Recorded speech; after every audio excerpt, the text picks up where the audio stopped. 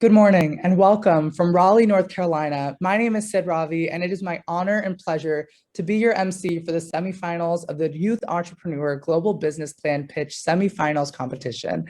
We are track 3 and have 4 teams of busing entrepreneurs from all over the world.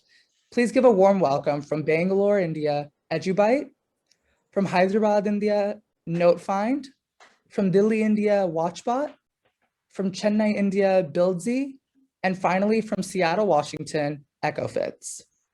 Accompanying me today is Saad Sheikh as the timekeeper and Gautam Agarwal as the moderator. Finally, please join me in welcoming our honorable judges for the day. Senior Vice Provost at North Carolina State University, Mr. Tom Miller, co-founder and founding CEO at Next Century Spirits, Mr. Scott Boland, founder and CEO of Best Known Methods and Solutions Private Limited, Dr. B. Krishnamurthy, and Chief Architect of Nuance Communications, Mr. Karn Bajaj. Thank you, gentlemen, for taking the time out of your busy schedules to foster the creative and entrepreneurial spirit of all the young people here today. Before we begin, I would like to mention a few housekeeping items. Teams, you will have 1 minute for your elevator pitch. At 1 minute, I will be cutting you off in order to maintain equity and fairness. At 30 seconds, I will be waving this yellow paper. And at 15 seconds, I'll be waving this green paper. Next, you will share your 10-minute pre-recorded videos that shares the aspects of your business and product. If this video goes over 10 minutes, it will be cut off. Finally, each team will be allotted 5 minutes for judges to ask questions. Given that we have 4 incredibly knowledgeable judges who want to learn more about your business that you've worked so hard in creating, please make sure to keep your answers brief in order for each judge to be allotted 1 minute each. At this time, we will then go back and ask any remaining questions that they may have. After that is over, there will be 1 to 5 minutes in order to score and transition. In total, each team will be up for around 25 minutes in total. Let's get this show started, and good luck to all of our contestants. Please join me in welcoming our first team from Bangalore, India, Edubyt. Intellect. It is defined as the ability to reason and understand. Our conventional methods of education have not been effective enough to help students hone their analytical and critical thinking. This is seen evidently when it comes to students in rural areas. They're unable to analyze, reason, and most importantly, anticipate circumstances, which is proven to be such an essential skill in today's world. The lack of basic infrastructure in rural areas has widened the digital divide that is prevalent today. We aim to empower them to begin thinking critically, and we believe that basic programming, a skill so beneficial in this digital age, is the perfect way to do so. We are Edubyt, and our solution is the Byte V1, a super affordable computing unit to bridge the urban-rural and digital divide present today, and predominantly to create dreamers 1 byte at a time. Thank you. Fantastic. And now on to the video presentation from Edubyt. There are 3 sections of society. While the diagram only illustrates the different sections of society, it applies to the technology that they use as well. As we go down these sections, we see that there's a difference, not just in quality, but even in the type of technology that they use. That's where we come in, Edubyt, creating dreamers 1 byte at a time.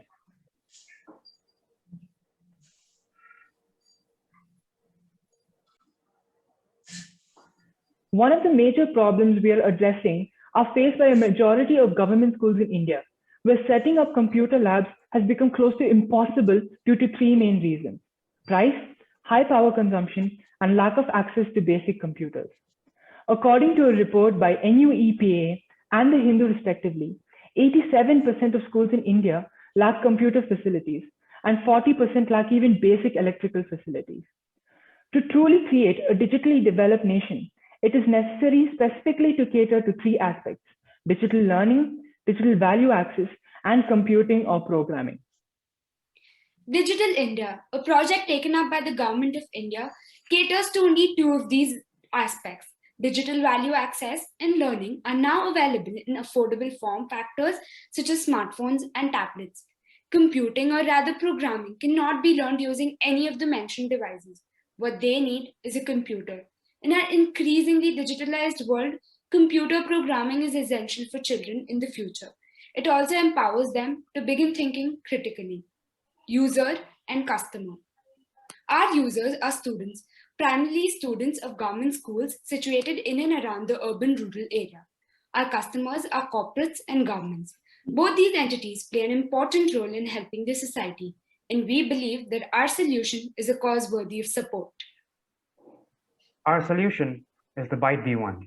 Do keep in mind that it is still under development and the model we have right now is a prototype. It is an affordable computing solution that is highly power efficient without sacrificing any performance. The Byte V1 incorporates the latest Raspberry Pi 4 Model B chipset, which is more power efficient than its similar spec counterparts. It comes with quite a few significant modifications. Yes, it is an incredible piece of engineering that comes with a ton of features in a mini form factor. But some of the features, such as Gigabit Ethernet, 2 USB 3.0 ports, and 2 micro HDMI ports, however, are not essential to the basic requirements of government schools, and therefore we will be removing them to cut down on costs. The specs of the Byte V1 are a 12-inch display, being budget-friendly, a power-efficient quad-core Cortex A72 ARM V8 chip, being powerful enough to code on, uses only 3.1 to 5 watts of power, base clock speed set to 1.0 gigahertz, and can be cranked up to a maximum of 2.9 gigahertz. And it comes configured with 4 gigabytes of RAM and 64 gigabytes of flash storage.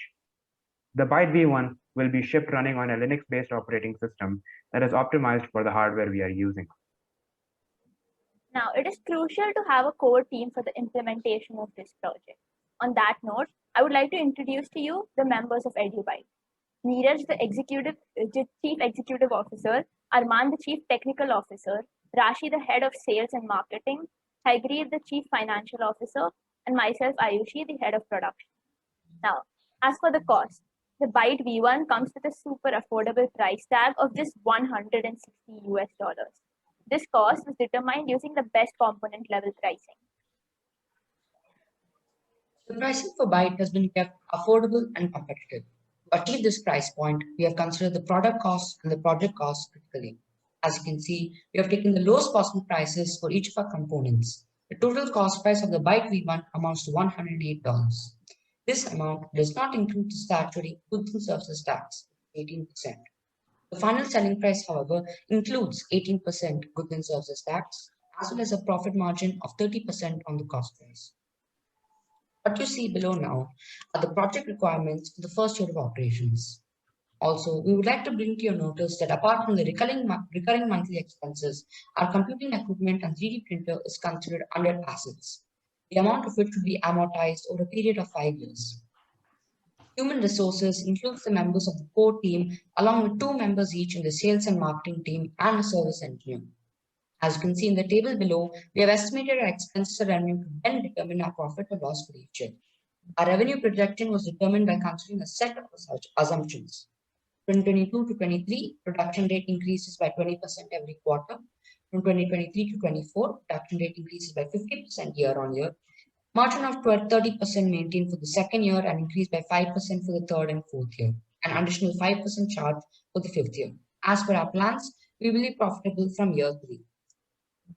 As for our competition, our direct competition at this point in time are local brands such as Eyeball and Lava.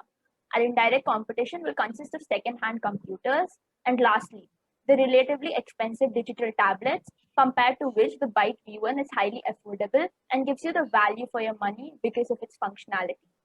Now, below is a chart showing a comparison between us and our competitors, and it is quite clear that the Byte V1 checks all the boxes and at the most affordable cost. Our go-to-market strategy will include reaching out to corporates and pitching our solution to them for the purpose of acquiring CSR funds, reaching out to NGOs, or directly marketing to the government, collaborating with an enterprise resource partner, or marketing our solution via social media, beginning a crowdfunding campaign, hosting online events where the general public can participate and be informed of Edubyt and what it is about. Now, the timeline of the first phase of our project is shown on this slide. As you can see, the phase 1 would approximately take a period of 15 months. It would include prototyping, initiating our product, and further developing the Byte V1. Testing, marketing, assembling our computer, and lastly, distributing it to our users. Key milestones. As mentioned before the phase 1, the development and initiation phase is what was above. As for phase 2, catalysis. This phase involves increasing the rate of production by increasing manpower. Phase 3 is expansion, where we expand our market and reach out to schools located in villages and outskirts all across India. Phase 4 is augmentation. This phase would be where we scale up manufacturing, manpower, warehousing, etc. For our funding, a sum of $18,000 will be invested by the core team members. Additionally, we are seeking for an investment of $27,530 via foundations, crowdfunding, and loans. This total funding of $45,530 will be used to acquire assets and manpower for the first year of operations. The way forward. India is a large country with a large population to cater to. However, we want to strive for more. It is our ambition to keep creating dreamers all across the world. Most importantly, empowering the rural masses ensures bridging the urban-rural divide efficiently. Our plan for the future is Edubyt Global.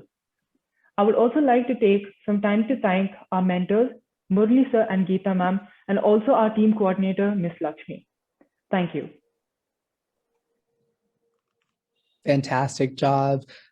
Now it is time for our judges Q&A. I'm now going to direct our first question to Mr. Tom Miller. Thank you. Hello, Edubyt. Very, very impressive. Quite an impressive piece of hardware. And I'm wondering about how you determined the price point of $160. Is that based on the materials and the manufacturing cost, or is that a price point that you determined by doing your market analysis and customer discovery? Arman, can you take that answer? Sure. We mostly determined it based on our parts, as the Raspberry Pi 4 costs the most, and shipping costs have also come included with it. Regarding the marketing, we don't focus that much comparatively. We focus more on the Byte V1, so and so. Okay, thank you. Alrighty, our next question is going to go to Mr. Scott Boland. Hi, Edubyt. My question had to do with the sales and distribution of the product. Who is actually purchasing the units for the students, and how many of them would they need as a minimum order based on what you've discovered? Neeraj, can you take that answer? Yeah, so actually, our primary customer would be corporates because we're looking to make our product available to government schools and make it in supply for free, and that's why we're looking at funds from corporates. Okay. And for the second part of your question, where you included distributing, so distribution is where we actually try and collaborate with NGOs and enterprise resource partners, because then they'll help us with distribution, and they have manpower for that. Okay, thank you. All right, fantastic. Now we're going to go to Dr. Krishnamurthy. Yeah, this is a good job. Congratulations to you, team. My question relates to the manufacturing and servicing in the field. You need to think about that. If you have an answer, you can tell me, but manufacturing and servicing are the important aspects I would like to know about. Neeraj? Hello, sir. So it's more of assembly, because what we're doing is we're integrating parts that are already existing, and we're creating a cohesive computing unit that's affordable for the government. So it's more of assembly. And while we start off, obviously, because we have to depend on funding and everything, and we have to minimize resources, so we need to control manpower. And since our target audience is actually schools, we're able to, and not individuals, we're able to control the amount of products that we distribute or units that we distribute. Fantastic. And finally, Mr. Bajaj for our first round of questions. Forgive me, sorry, my bad. So it's twofold. I would like to know what your prototyping process was. Did you guys take a Raspberry Pi, change it, or how did you come up with the fact that you have to remove a USB port, and if there was any experiments done with that? That's the first question. Second is, you can answer the same line or a different line. What is the biggest challenge in doing or in coming up with what you were doing? Ayushi? We didn't have an hands-on experience, so we didn't actually work on the Raspberry Pi or try to take out USB ports. We tried to look at it from the perspective of what exactly do the people in government schools need, and we realized, and after talking to various NGOs like that work in this field, that is like OSAT and Labhya Foundation, we realized that they didn't actually need a lot of these components that came under Raspberry Pi. So we didn't have any hands-on experience on it, but we did realize that we didn't need some of these products, some of these parts in this, like there are 2 USB ports. We don't need that. We don't need an Ethernet in government schools because they just need basic functioning. And for when it came to what was the biggest challenge, I think we faced a challenge was at first we were thinking big. We were thinking of it from of all of this from the perspective of people who live in urban areas. We didn't realize of how much of this was necessary to those to people in rural areas. So we had to keep changing our product over time and bring it to a basic model, which would be easier for them to understand and use, especially because they haven't really had any exposure to electronic gadgets in some cases. Alrighty, so that ends our 5 minutes. Once again, thank you all from Edubyt. Congratulations, and hope you all have a great day. Now we're going to have around 4 to 5 minutes for the judges to do their scoring and deliberation.